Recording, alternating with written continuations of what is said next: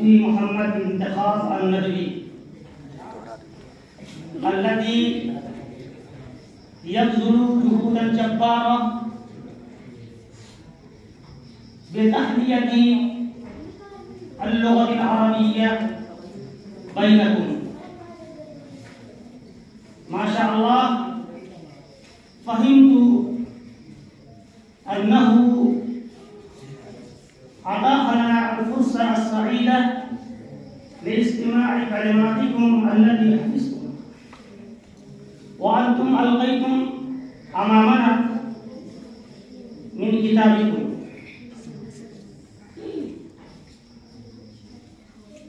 فيا إخواني وخاصة طلابي الأعزة، إن اللغة العربية من أهم اللغات العالمية الدولية الحية.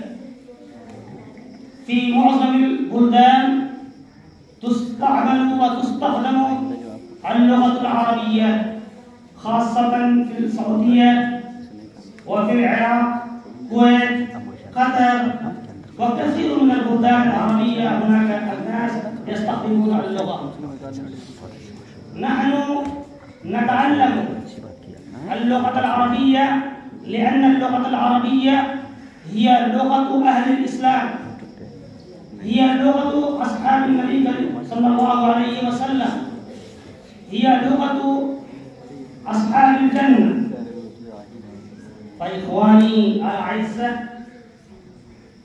ما شاء الله أنتم ألقيتم أمامنا خطبة وجيزة من كتابكم، فسررت فرحا كثيرا بعد الاستماع كلماتكم، ولكن إني ألتمس منكم أن تجعلوا بينكم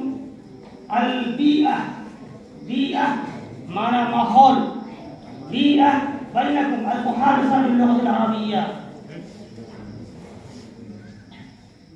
إن كنتم في الفصول تتكلموا اللغة العربية، إن كنتم في الطعام تتكلموا باللغة العربية، إن أنتم تريدون أن تذهبوا إلى السوق فتجعلوا المحادثة في كل الأشياء. مثلا أنت تريد اليوم أن تشتري العنبج مانجو، فأولا تطالع في القاموس ماذا يقال مانجو. إن شاء الله أنت ترى الأنبج فتستعمل في السوق، الحمد لله اليوم إنا اشترينا الأنبج. إن تريد أن تذهب إلى بيت الخلاء لا تقول بيت الخلاء، بل تقول بيت العزة، الاسم الجديد. أو الكنيف أيضا تستعمل. يعني كما سمعنا من أذني من الشيخ وحيد الزمان الكيرانبي الذي غرس دوحة اللغة العربية في الديوبند، هو قال أمام الطلبة، أمام التلاميذ: أيها التلاميذ، اجلس باللغة العربية، كل اللغة العربية، اقرأ باللغة العربية، امشي باللغة العربية. يعني في جميع الأوقات، مساء، صباحا، غدوا، عشيا، في جميع الأوقات أن تحفظ الكلمات العربية. فأردت أن تكون ماهرا بارعا في شهر واحد، كما أنت ترى أستاذ مولانا بن انتخاب الندوي هو بذل جهودا جبارة كما ظننت، كما زعمنا. هو في أيام الدراسة هو حفظ الكلمات المفردة. الآن الحمد لله هو قادر يتكلم اللغة العربية بالفصحى أمام أحد، أمام الطلبة، أمام الزائرين، أمام العرب، أمام العجم. لماذا؟ هو حفظ الكلمات أولا. لهذا إني ألتمس منكم أن تحفظوا الكلمات. فإخواني الأعزة، إن هذه الدار دار العلوم فيض محمدي قد تهتم بإنعقاد الحفلات المتنوعة، كما أنتم شاركتم في الأسبوع الماضي في الحفلة الإنجليزية برئاسة مولانا زين الرحمن الندوي.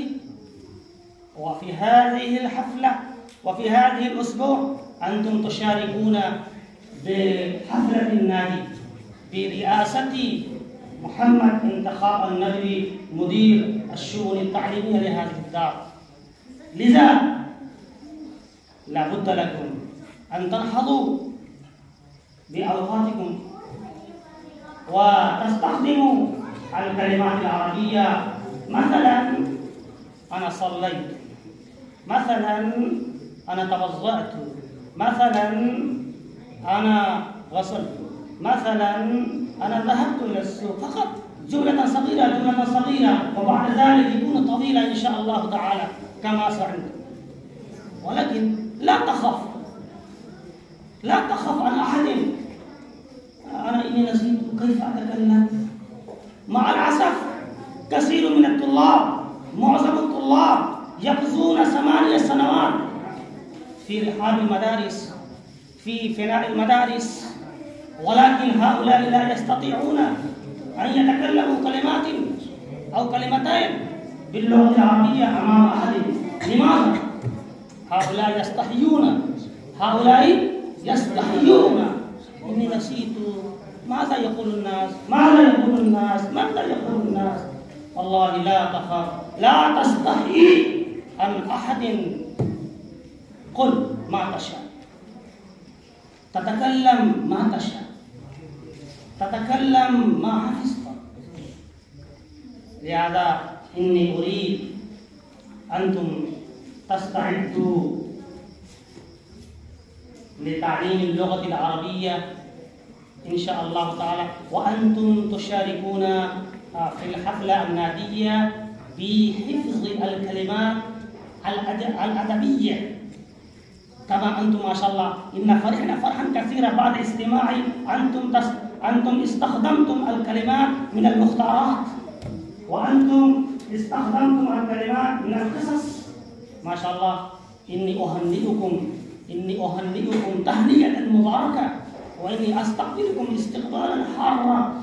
ما شاء الله أنتم حفظتم، وأنتم أتيتم من المذياع، وأنتم شاركتم في الحفلة العربية برئاسة الأساتذة، خاصة أخي الفاضل محمد انتخاب الندوي. فشكرا.